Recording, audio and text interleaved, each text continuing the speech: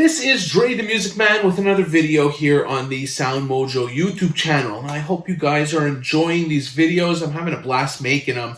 They've basically given me free reign to talk about whatever and whoever I please. So I'm in flavor country, people. This is what I like doing. I like communicating with my audience, and this will make video number 14.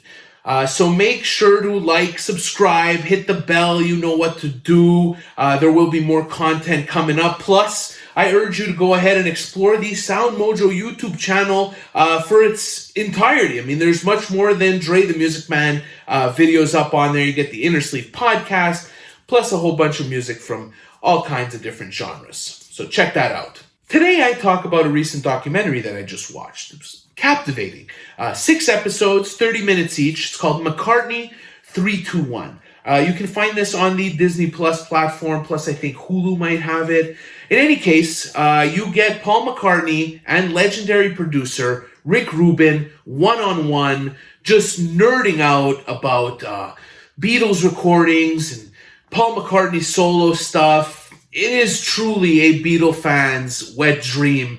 You get them in a studio in front of a soundboard, and they're not only listening to the recordings themselves, but you'll get Paul McCartney jumping from instrument to instrument, piano, guitar, etc., and giving stories and background insight, not only into the song's production and creation, but also what was going on at the time with the band. This is great stuff. If you love Paul McCartney or the Beatles at all, check it out. I'm guaranteeing you're going to love it. Now, my favorite part about this documentary is that you get to hear these songs like you never have before. Like I said, they're in front of this soundboard, and what that allows them to do is isolate different parts of the song. So you'll get a bass line or a guitar solo or an isolated vocal track, and it really does change your perspective. You may not have realized that, hey, that bass line is funky as hell, or man, that vocal is not really perfect, but it works in the track. It managed to change my perspective. And I didn't think that was possible, to change your perspective on a song that you've heard hundreds of times, on a catalog of songs that you literally have ingrained in your upbringing. But this documentary accomplishes that, and I'm going to hand it to them for that, man. They hit the nail on the head, I'm telling you. You get Paul McCartney and Rick Rubin, two legends, analyzing and breaking down some of the most popular songs of all time. It was really interesting how they shot this documentary.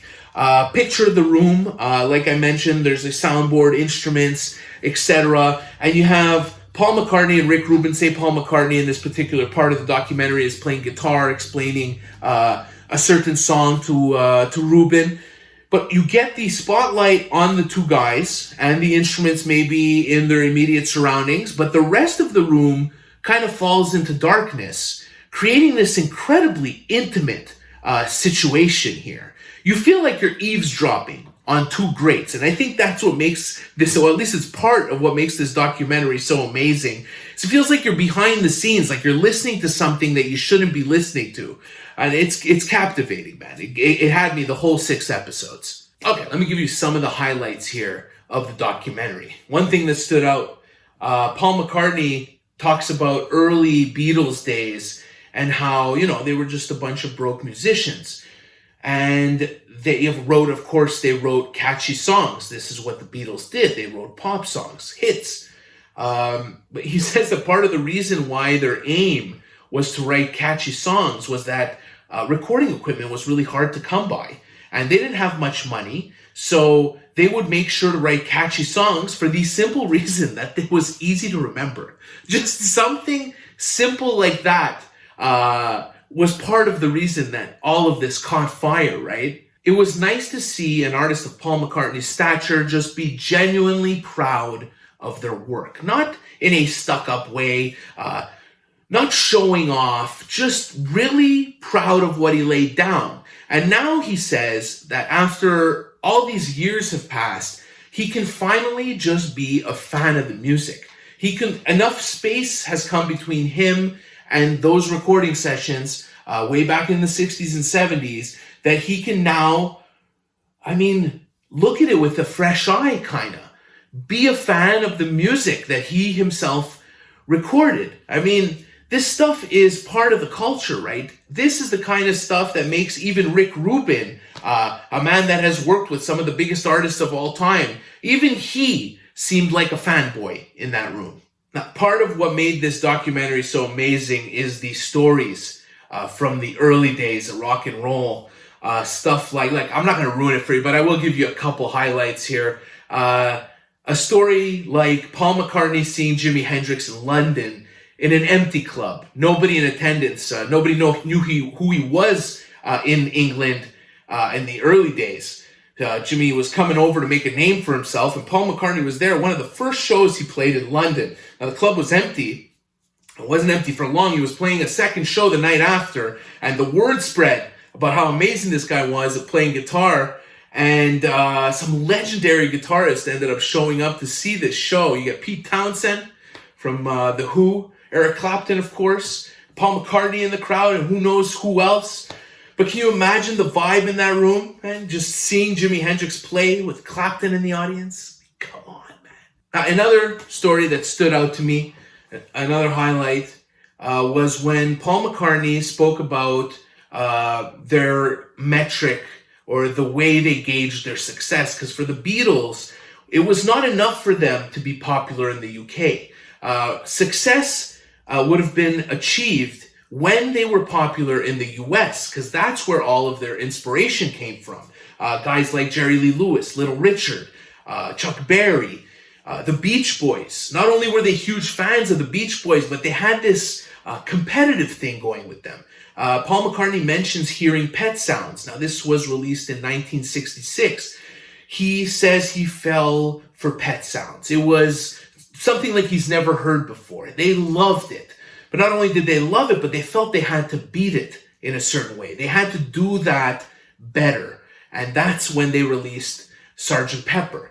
So you see how it's all tied in, right? Music is not an individual point in history. It is a fluid thing that is affected by what has come before it. It's all attached. Now I'm going to spare you guys any further details. I will repeat the name of the documentary, McCartney 321. If you want to check it out, if any of this has piqued your interest, if any of this has spoken to the inner music nerd, please go check out the documentary series. You won't be disappointed.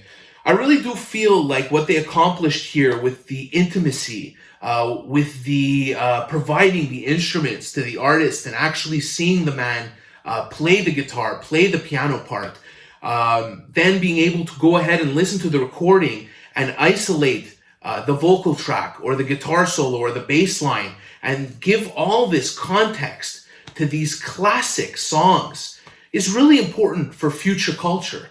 It's really important for future music nerds. How else would they be able to get this kind of context? I mean, let's face it. McCartney's getting up there in the years, right? Macca's not going to be around forever. So the fact that we have this on film, I feel like we're all better off. And I'd love to see this kind of thing reproduced for all of the major acts, your Fleetwood Macs, AC/DCs, Led Zeppelin.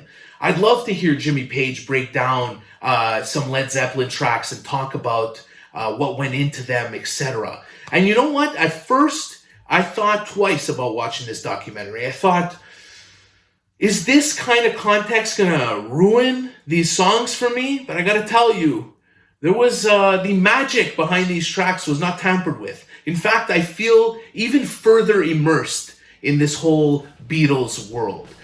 So I do suggest you check that out. In any case, until I see you next, remember everybody, make some time for music.